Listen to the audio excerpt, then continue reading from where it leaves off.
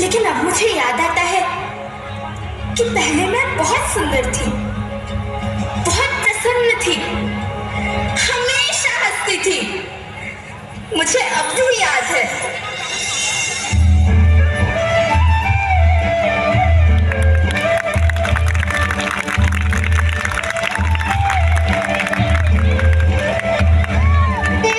मैं तुम्हारी माँ सुंदर क्यों ना होती, मुझे तो सुंदर होना ही था, क्योंकि बीते जमाने में आप मेरे बच्चे ही तो अपनी माँ के रखवाले थे। आप लोग प्राकृतिक खेती करते थे और फिर हमारी सभ्यता में तो प्रार्थना भी धरती कल्याण की है। ओम द्यौ शांति, अंतरिक्षः शांति, पृथ्वी शांति, औषधयः शांति, वनस्पतयः शांति।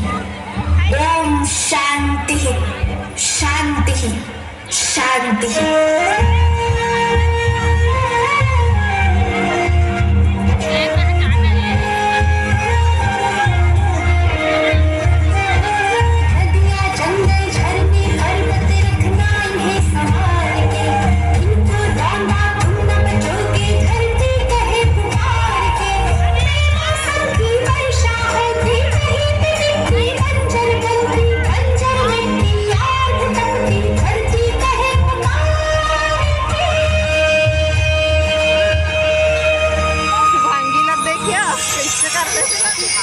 हजारों साल से मनुष्य धरती की गोद में रहता आया है, लेकिन आज मैं आपसे पूछती हूँ कि आपने इसके बदले धरती माँ को क्या दिया?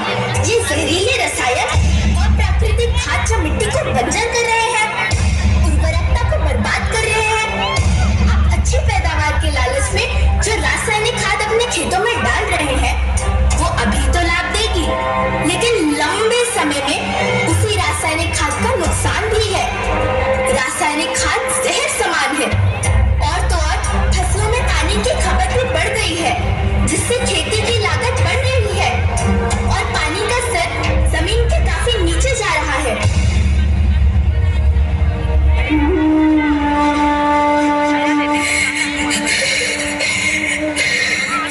बच्चों, मैं तुम्हारी माँ हूँ। मैंने तुम्हें सुख से जीने के लिए पर्याप्त संसाधन दिए हैं, पर तुम्हारे लालच की पूर्ति के लिए नहीं दिए।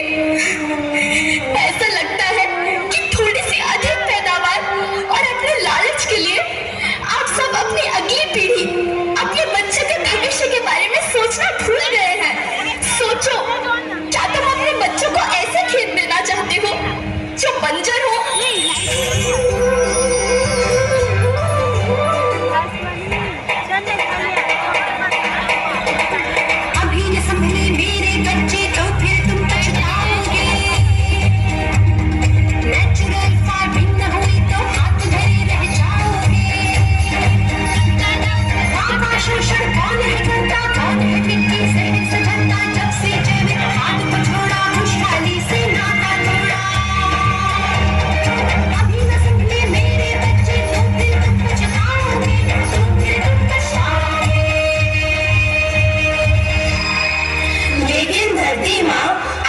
सुरक्षित और प्रसन्न रखने का उपाय क्या है?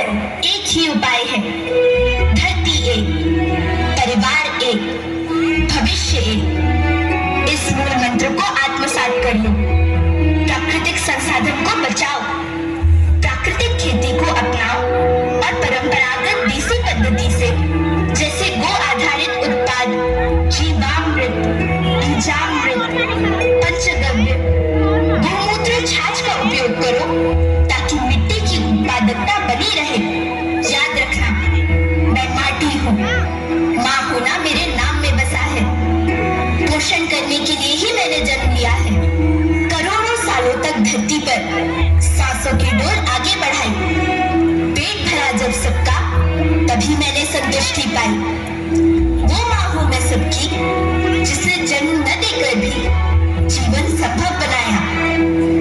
अन्नदाता मेरे पुत्र किसान, तुमने ही तो इसमें मेरा साथ निभाया। दिन रात सींच पसीने से मुझको हर मुंह तक रोटी पहुंचाई। जब तुमने माथे मुझे लगाया, मैं हरियाली बनकर मुस्काई। मिट्टी बंजर होने से धरती के नुकसान से